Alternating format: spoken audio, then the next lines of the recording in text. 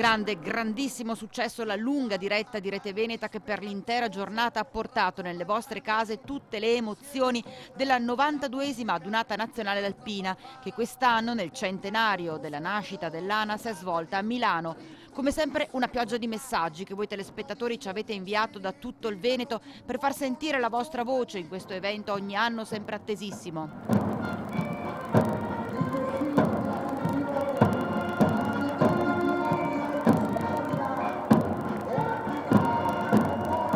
Una Milano invasa dalle penne nere, si parla di oltre 500.000 persone incuranti delle pizzerie del tempo. Hanno seguito fino alla fine il passaggio degli orgogliosi e fieri alpini, 80.000 in sfilamento, lungo un percorso di 2,3 km partendo da Corso Venezia e via Piazza San Babila, Corso Matteotti, Piazza Meda, via San Paolo, Corso Vittorio Emanuele II, Piazza Duomo, via degli Orefici, via Dante, per concludersi nel cuore del capoluogo lombardo, Piazza Castello. Ad aprire la Sicilia, a chiudere l'ospitante Milano, cui è seguito il tradizionale passaggio della Stecca a Rimini, città che nel 2020 accoglierà il prossimo raduno. Tanta l'attesa per il passaggio del nostro Veneto.